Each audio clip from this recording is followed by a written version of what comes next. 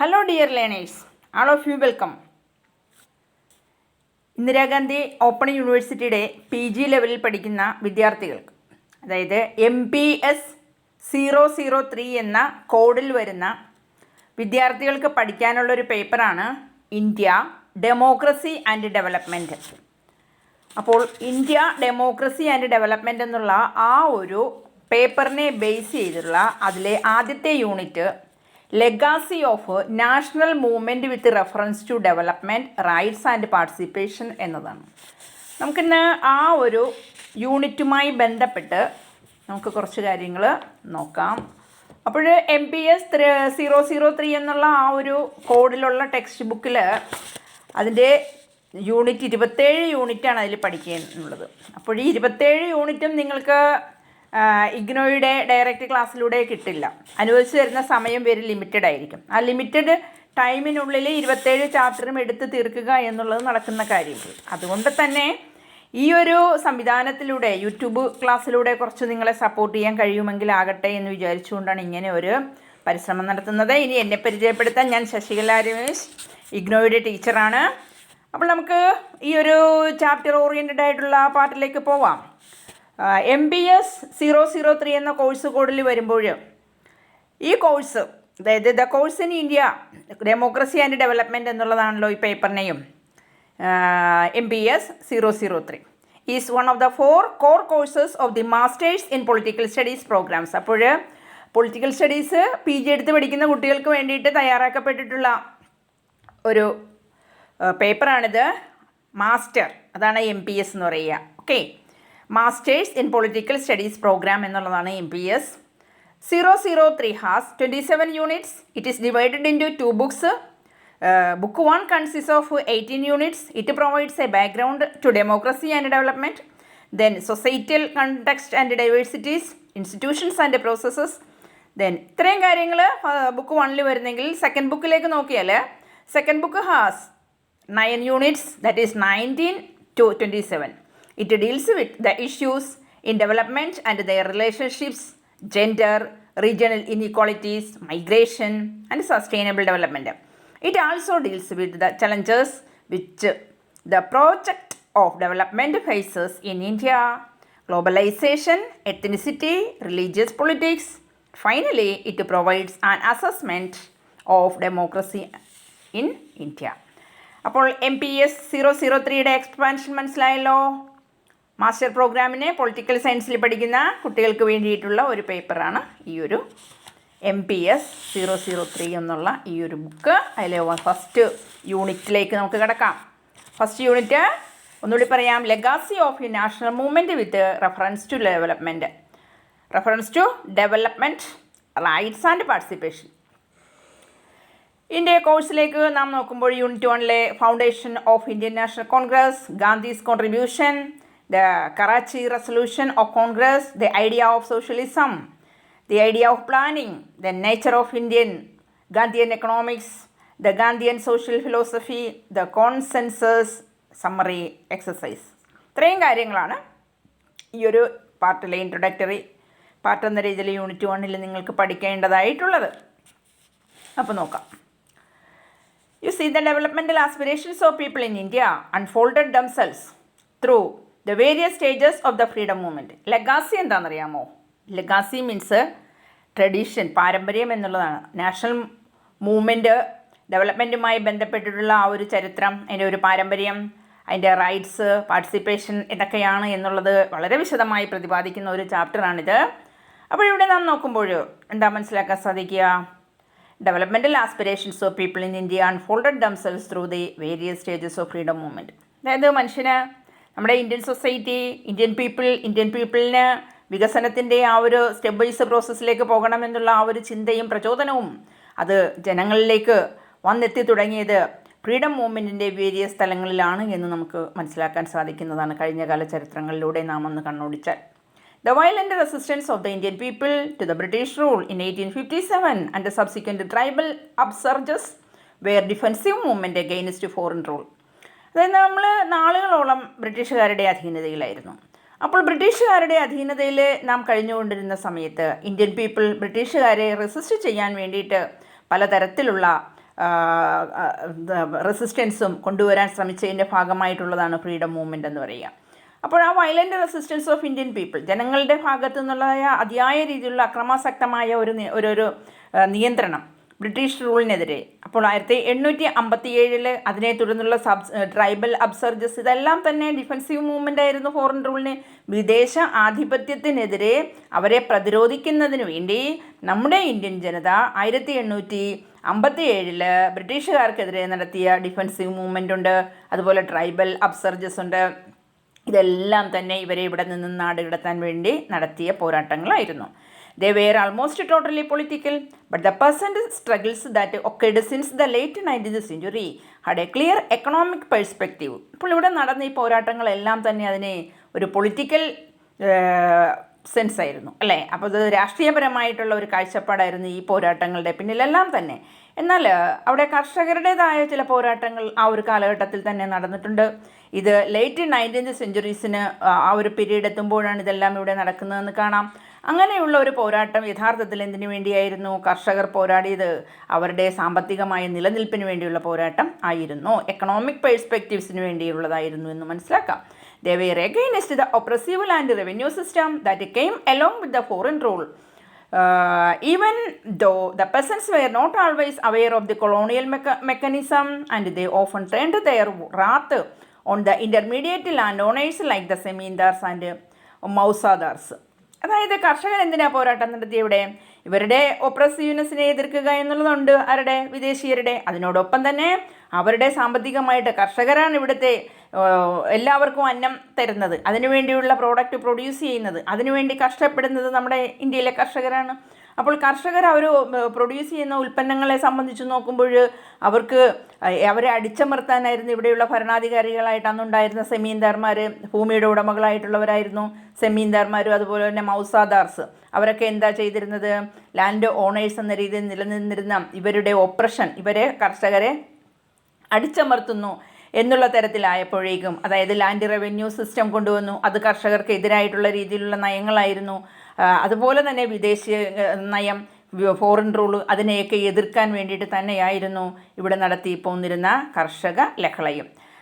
അപ്പോൾ ഈ കർഷക ലഹള വിദേശ ആധിപത്യത്തിനെതിരെയായിരുന്നു, അതേപോലെ തന്നെ ലാൻഡ് ഓണേഴ്സിനെതിരെയായിരുന്നു. സെമീന്ദാർസ്, മൗസാദാർസ് അവർ പുലർത്തിപ്പോന്നിരുന്ന എന്താ പറയുക നിയമങ്ങൾ, അതുകൊണ്ട് അവരുടെ നിയമങ്ങളെ എതിർക്കുക, കർഷകരുടെ റവന്യൂ സിസ്റ്റത്തെ പാടെ ഇവിടെ നിന്നും ഇല്ലായ്മ ചെയ്യുക, കർഷകർക്ക് കൂടി നീതി പുലർത്തുന്ന തരത്തിലുള്ള നയങ്ങൾ ഇവിടെ നടപ്പിലാക്കണം എന്നുള്ള ചില ആവശ്യങ്ങൾ ഉന്നയിച്ചുകൊണ്ടായിരുന്നു അവരെന്ത് ചെയ്തു പോകുന്നത്? അവരുടെ പോരാട്ടത്തിന് തുനിഞ്ഞത്. After the consolidation of the British rule in 1858, new organization and movements of the people came to the fore choosing constitutionalist strategies. Landlord formed their own organizations to demand reduction of government revenue claims. അപ്പോൾ British rule 1858 ആയപ്പോഴേക്കും എന്ത് ചെയ്തു? Consolidate ചെയ്തപ്പോഴേക്കും പുതിയ സംവിധാനങ്ങൾ, പുതിയ movement, ഇവയെല്ലാം തന്നെ ഇവിടെ ഉണ്ടായി.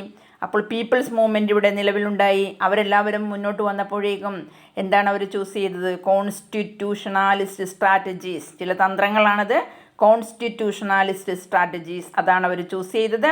Land Lord's formed their own organisations to demand reduction of government revenue claims. അതായത് ഇവിടെ ഉണ്ടായിരുന്ന ഭൂ ഉടമകളെല്ലാം അവരുടേതായ ചില ഓർഗനൈസേഷൻസിന് രൂപം നൽകിയിട്ട് അവർ സർക്കാരിനോട് ആവശ്യപ്പെടുകയാണ്, ഈ ലാൻഡ് ലോഡ്സ് സർക്കാരിന് നൽകുന്ന, ഗവൺമെൻറ്റിന് നൽകുന്ന റവന്യൂ അത് അവരുടെ ഭാഗത്തു നിന്നും ഇളവ് അനുവദിച്ച് തരണം എന്ന രീതിയിലുള്ള ചില ആവശ്യങ്ങളെല്ലാം ലാൻഡ് ലോഡ്സ് ആരോട് മുന്നോട്ട് ഡിമാൻഡ് ചെയ്യുന്നു?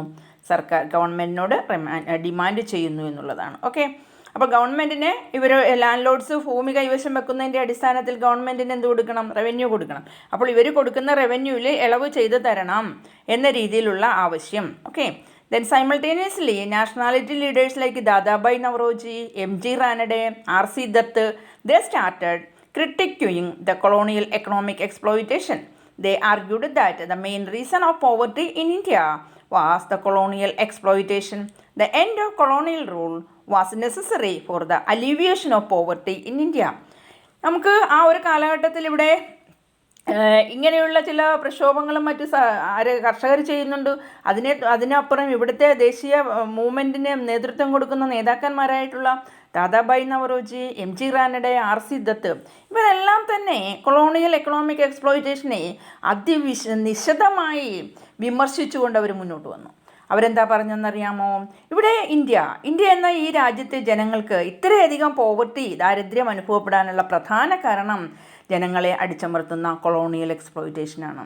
അതുകൊണ്ട് ഈ കൊളോണിയൽ എക്സ്പ്ലോയിറ്റേഷൻ, കോളനി വാഴ്ച, വിദേശ ആധിപത്യം ഇതെല്ലാം ഇന്ത്യയിൽ നിന്നും പാടെ തൂത്തെറിയേണ്ടതിൻ്റെ ആവശ്യകത വളരെ വലുതാണ്.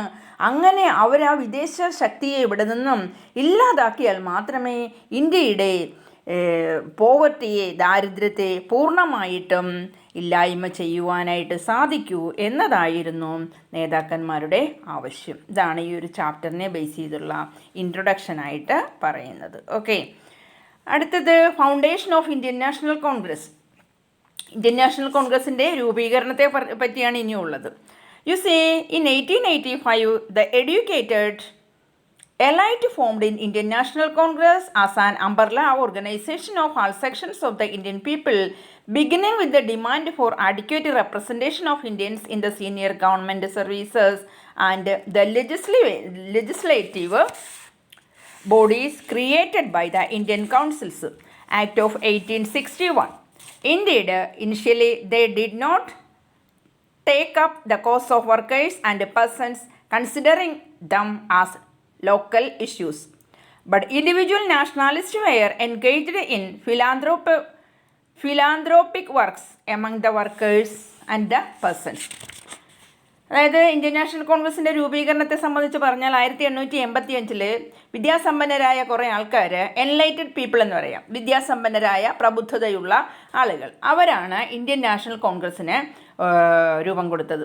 ശരിക്കും ഒരു അംബർല ഓർഗനൈസേഷൻ എന്ന രീതിയാണ്. അതായത് ഇന്ത്യൻ ജനത്തിനെ മൊത്തത്തിൽ ഏകോപിപ്പിച്ചുകൊണ്ട്, അവർക്കൊരു കുട ചൂടിക്കൊണ്ട്, അവരെ അണിയിച്ചൊരുക്കിക്കൊണ്ട് യഥാർത്ഥത്തിൽ ആഡിക്വേറ്റ് റെപ്രസെൻറ്റേഷൻ ഇന്ത്യക്ക് സീനിയർ ഗവൺമെൻറ് സർവീസസിൽ നൽകുന്നതിനും, അതേപോലെ തന്നെ ലെജിസ്ലേറ്റീവ് ബോഡീസിലെല്ലാം ഇന്ത്യൻ പീപ്പിളിൻ്റെ പ്രാതിനിധ്യം ഉണ്ടാക്കണമെന്ന രീതിയിൽ അതിനു വേണ്ടിയിട്ട് ഇന്ത്യൻ കൗൺസിൽസ് ആക്ട് 1861 രൂപീകരിച്ചു. എന്നിട്ടോ പ്രാരംഭത്തിൽ they did not take up the cause of the workers and peasants, considering them as local issues. അപ്പോൾ ഇങ്ങനെ ജനങ്ങളെ ഒരുമിപ്പിച്ചുകൊണ്ട് ഇന്ത്യൻ നാഷണൽ കോൺഗ്രസ്സിന് രൂപം കൊടുക്കുമ്പോഴേക്കും അവിടുത്തെ നേതാക്കന്മാർ ജനങ്ങൾക്ക് വേണ്ടിയിട്ട്, ജനങ്ങൾക്ക് പല വലിയ വലിയ സഭകളിലെല്ലാം, ഗവൺമെൻറ് സർവീസസിൽ, ലെജിസ്ലേറ്റീവ് ബോഡീസിലെല്ലാം അവർക്കും പ്രാതിനിധ്യം കിട്ടുന്നതിന് വേണ്ടി എന്ന രീതിയിൽ ക്രിയേറ്റ് ചെയ്ത ഒരു കൗൺസിലാണ് ഇന്ത്യൻ കൗൺസിൽ.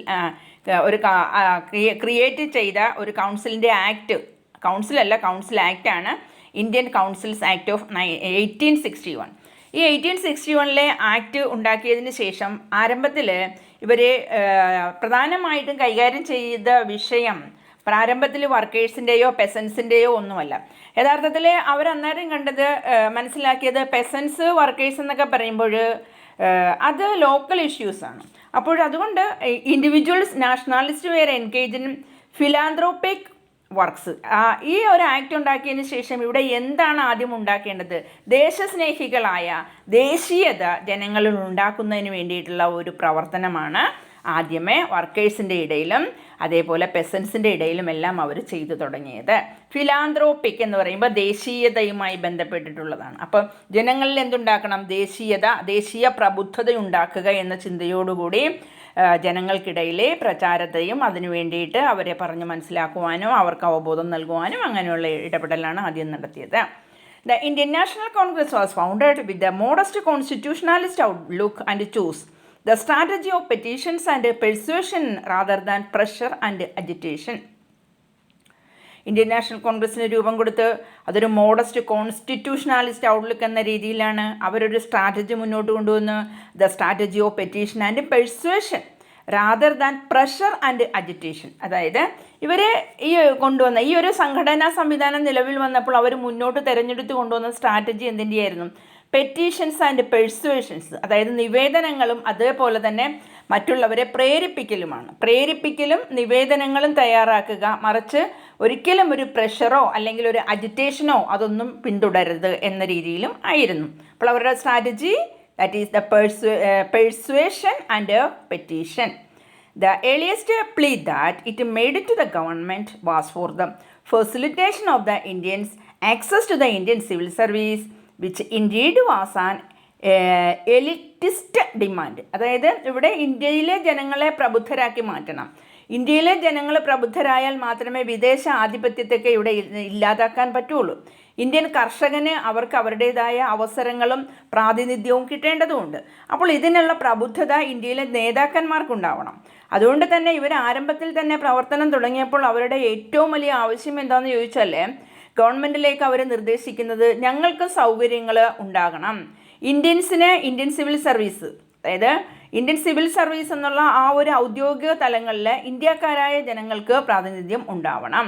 അപ്പോൾ ഇതായിരുന്നു ബൗദ്ധിക തലത്തിൽ നിന്നും ആളുകൾ മുന്നോട്ട് വെച്ച ആവശ്യം. On the other hand, the organization declined to take up the issue of the condition of plantation and industrial labor, which appeared to it to be local issues, even though philanthropists and labor leaders were given platform. അപ്പോൾ ഇവർ തുടക്കത്തിലെ ഓരോരോ issues മുന്നോട്ട് ചർച്ച ചെയ്യാനായിട്ട് എടുത്തപ്പോഴേക്കും ഈ Indian National Congress എന്നുള്ള ആ സംഘടനാ സംവിധാനത്തിൻ്റെ കീഴിൽ അവർ യഥാർത്ഥത്തിൽ പ്ലാന്റേഷനിൽ ഇൻഡസ്ട്രിയൽ ഫീൽഡിലൊക്കെ വർക്ക് ചെയ്യുന്ന ലേബേഴ്സിൻ്റേതായ പ്രശ്നങ്ങളൊന്നും തന്നെ അവരെ കൺസിഡർ ചെയ്തില്ല വേണ്ടതുപോലെ. കാരണം ഇതൊക്കെ ലോക്കൽ ഇഷ്യൂസ് അല്ലേ. അതുകൊണ്ട് തന്നെ അവർ മെയിനായിട്ട് ഫോക്കസ് ചെയ്ത ഏരിയ ഫിലാന്ത്രോപ്പിസ്റ്റ് എന്ന രീതിയിൽ, അതുപോലെ തന്നെ ലേബർ ലീഡേഴ്സിൻ്റെയും എന്ന രീതിയിൽ അവർക്ക് ദേശീയ പ്രബുദ്ധത ഉണ്ടാക്കിയെടുക്കണം. അതിനു വേണ്ടിയിട്ടുള്ള ഒരു പ്ലാറ്റ്ഫോം ഉണ്ടാക്കുക എന്നതായിരുന്നു. അപ്പോൾ പിന്നീട് 1893 കോൺഗ്രസ് ഡിമാൻഡ് ചെയ്തത് എന്താണെന്നറിയാമോ? Uniform introduction of permanent settlement of land.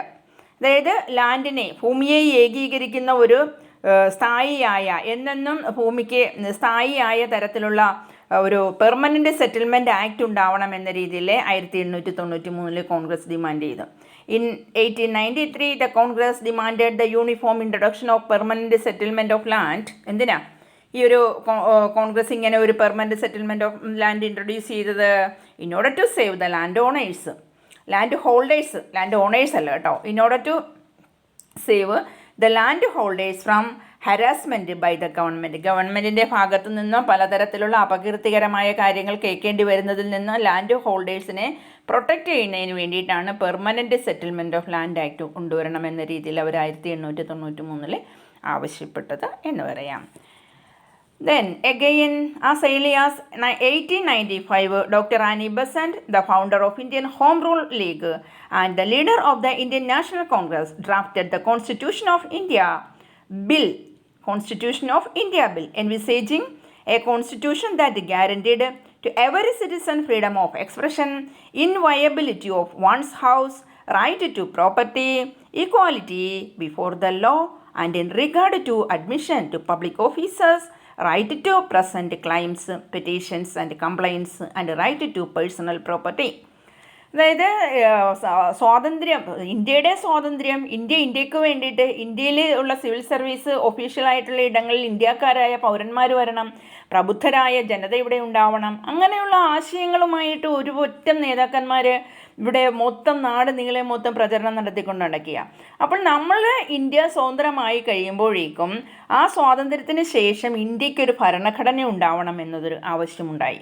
as early as 1895, ആ 1895 ആദ്യ കാലഘട്ടത്തിൽ തന്നെയാണ് doctor Annie Besant Indian home rule ലീഗിൻ്റെ ഫൗണ്ടറാണ്, അതുപോലെ തന്നെ ഇന്ത്യൻ നാഷണൽ കോൺഗ്രസ്സിലെ ലീഡറാണ്. അവർ എന്ത് ചെയ്തു? ഇന്ത്യക്ക് വേണ്ടി ഒരു കോൺസ്റ്റിറ്റ്യൂഷൻ, ഒരു ഭരണഘടന, അതിൻ്റെ ഒരു രൂപരേഖ, അതിൻ്റെ ഭരണഘടനാ ബില്ലാണ്. Okay, constitution of India bill. അതിൻ്റെ വിഭാവന ചെയ്യുന്നത് എന്തായിരുന്നു? എൻവിസേജിങ് വൺസ് ഹൗസ്, ഇന്ത്യ ഒരൊറ്റ ഇന്ത്യ എന്ന രീതിയിൽ. അതേപോലെ തന്നെ ഇവിടെയുള്ള വ്യക്തികൾക്ക് വസ്തുവകകളിൽ അവകാശമുണ്ടാവണം, നിയമത്തിൻ്റെ മുന്നിൽ തുല്യതയുണ്ടാവണം, അതേപോലെ തന്നെ ഇവിടെയുള്ള ഗവൺമെൻറ് ഓഫീസസിലെല്ലാം അവർക്കും അവസരമുണ്ടാവണം. അവർക്ക് എന്തിനേയും അവരുടെ ഇഷ്ടത്തിനനുസരിച്ച് അവർക്കത് അവകാശവാദം ഉന്നയിക്കാനും നിവേദനങ്ങൾ കൊടുക്കുവാനും പരാതികൾ കൊടുക്കുവാനും പേഴ്സണലായിട്ടുള്ള പ്രോപ്പർട്ടിയുടെ മേൽ അവകാശങ്ങൾ ഉന്നയിക്കാനും എല്ലാത്തിനും അവസരം ഉണ്ടാവണം എന്നും അവർ പറഞ്ഞു. at the special session at Bombay in 1918 on the Montagu-Chelmsford report, the Congress demanded that the new Government of India Act contain a declaration of the rights of the Indians containing, among the other things, equality before the law, protection in respect of liberty, life and property, freedom of speech and press, and right of association. ഇങ്ങനെ ഓരോ സമ്മേളനങ്ങളുടെ ഇയറാണ് ഈ പറഞ്ഞിരിക്കുന്നത്. Indian national കോൺഗ്രസിൻ്റെ ഓരോരോ സമ്മേളനങ്ങൾ നടക്കുമ്പോൾ ഓരോരോ വിഷയങ്ങൾ മുന്നോട്ട് വെച്ച് അത് ചർച്ചയ്ക്കെടുക്കുകയും സ്വതന്ത്ര ഇന്ത്യ ആകുമ്പോഴേക്കും ഇവിടുത്തെ ജനതയ്ക്കുള്ള അവകാശങ്ങളെ സംരക്ഷിക്കേണ്ടത് എന്തെല്ലാം തരത്തിലായിരിക്കണം, പബ്ലിക് ഓഫീസുകളിൽ ഇന്ത്യൻ ജനതയുണ്ടാവണം. അതുപോലെ തന്നെ ബോംബെയിൽ നടന്ന 1918 സ്പെഷ്യൽ സെഷൻ നടന്നപ്പോഴേക്കും അവിടെ മൊണ്ടേഗു-ചെംസ്ഫോർഡ് റിപ്പോർട്ടിലെ കോൺഗ്രസ്സുകാർ ആവശ്യപ്പെട്ടത് എന്തെന്നാൽ ഇന്ത്യയുടേതായ ഒരു പുതിയ ഗവൺമെൻറ്, അതിനൊരു നിയമം കൊണ്ടുവരണം, new government of India act. അതിനകത്ത് അടങ്ങിയിരുന്നത് എന്താണ്? Declaration of rights of the Indian containing ഇന്ത്യൻസിന്, ഡിക്ലറേഷൻ ഓഫ് ദ ഇന്ത്യൻസ്, അതായത് ഇന്ത്യൻ ജനതയ്ക്ക് മൊത്തത്തിൽ അവർക്കുള്ള അവകാശങ്ങളെ സംരക്ഷിക്കുവാനും അവരാഗ്രഹിക്കുന്നത് നേടുവാനും നിയമത്തിൻ്റെ മുന്നിൽ തുല്യത നേടണം. അതേപോലെ തന്നെ സ്വാതന്ത്ര്യം, ജീവനും സ്വത്തിനും സംസാരിക്കുന്നതിനും, freedom of press, right of association, ഒന്നിച്ചു കൂടുവാനും ജനങ്ങൾ തമ്മിൽ കൂടുന്നതിനും, ഇതിനൊക്കെ സ്വാതന്ത്ര്യവും അവർക്ക് പരസ്പര ആശയങ്ങൾ കൈമാറുന്നതിനും എല്ലാം അവസരങ്ങൾ ഉണ്ടാവണം എന്ന തരത്തിലുള്ള ചില നിർദ്ദേശങ്ങൾ 1918 ബോംബെയിൽ നടന്ന സെഷനിൽ ആശയങ്ങൾ കൈമാറി നേതാക്കന്മാർ. പിന്നീടാണ് 1925 അവിടെ എന്താ, in 1925 a subcommittee set up by the All Parties Congress chaired by M.K. Gandhi prepared a Commonwealth of India bill that demanded self-government for Indians from the village upwards. The village, the taluka, the district, the province and India. It also demanded the rights to liberty, security of dwelling and property, freedom of conscience and profess and practice religion, freedom to express opinion, to assemble peacefully and without arms, and to form associations or unions, free elementary education, use of roads, public places, court of justice, and the like, equality before the law, irrespective of nationality, and freedom of the sexes. പിന്നെയും sessions നടക്കുന്നു. 1925 എത്തിയപ്പോഴേക്കും ഈ ഒരു national കോൺഗ്രസിൻ്റെ sub committee കൂടുന്നു. ആ sub committee setup ചെയ്യുന്നത് പ്രധാനമായിട്ടും ആൾ പാർട്ടീസിനെ ആണ്. അപ്പോൾ ആ ആൾ പാർട്ടീസ് കോൺഫറൻസിൽ അത് നയിക്കുന്നത് ഗാന്ധിജിയാണ്. ഗാന്ധിജി എന്താ ചെയ്തതെന്ന് ചോദിച്ചാൽ Commonwealth of India bill prepare ചെയ്തു. ആ ബില്ല് പറയുന്ന കാര്യങ്ങൾ ഇതൊക്കെയാണ്. ഇവിടെ ഒരു ഇന്ത്യക്കാർ മാത്രം ഭരിക്കുന്ന, വിദേശീയരെയൊക്കെ ഒഴിവാക്കി ഇന്ത്യയെ ഇന്ത്യൻ ജനത ഭരിക്കുന്ന തരത്തിലേക്ക് വളരണം. മാത്രമല്ല ഇവിടെയുള്ള ഗ്രാമങ്ങൾക്ക് മുന്നോട്ട് നിലനിൽപ്പുണ്ടാവണം. വില്ലേജിൽ, താലൂക്ക്, ഡിസ്ട്രിക്റ്റ്, പ്രോവിൻസ്, ഇന്ത്യയിലെ അങ്ങനെയുള്ള ഇന്ത്യ എന്നത് ഇങ്ങനെയൊക്കെ വിഭജിച്ച് പല പ്രദേശങ്ങളാക്കി മാറ്റണം. ഗ്രാമം, താലൂക്ക്, ഡിസ്ട്രിക്റ്റ്, പ്രോവിൻസ് അങ്ങനെയുള്ള തലത്തിലേക്ക് ഇന്ത്യയെ മാറ്റേണ്ടതുണ്ട്. അതുപോലെ തന്നെ അവരാവശ്യപ്പെട്ടത് ജനങ്ങൾക്ക് എല്ലാവർക്കും തന്നെ സ്വാതന്ത്ര്യാവകാശം, അതേപോലെ തന്നെ ജീവിക്കുന്നതിനുള്ള എവിടെയാണോ അവരാഗ്രഹിക്കുന്നത് ആ പ്രദേശത്ത് ജീവിക്കാൻ, അവരുടെ സ്വത്ത് സംരക്ഷിക്കാൻ, അതുപോലെ അവർക്ക് അവരുടെ ഇഷ്ടപ്രകാരം ജീവിക്കുന്നതിനും അവരുടെ practice of religion, freedom of express opinion, അഭിപ്രായ സ്വാതന്ത്ര്യം, സമാധാനപരമായിട്ട് നിരായുധരായിട്ട് മറ്റുള്ളവരുടെ മേലെ ആയുധങ്ങൾ ചൂണ്ടാതെ പരസ്പര സ്നേഹത്തോടെ പരസ്പരം ഒരുമയോടെ കൂടി ജീവിക്കാനുള്ള അവസരവും ഉണ്ടാക്കണം. മാത്രമല്ല വിദ്യാഭ്യാസം ഫ്രീ ആയിട്ട് എലമെൻ്ററി എഡ്യൂക്കേഷൻ കൊടുക്കുവാനായിട്ട് സാധിക്കണം. ഇതാണ് ഈ ഒരു സെഷനിലൂടെ പ്രധാനമായും പറയുന്നത്.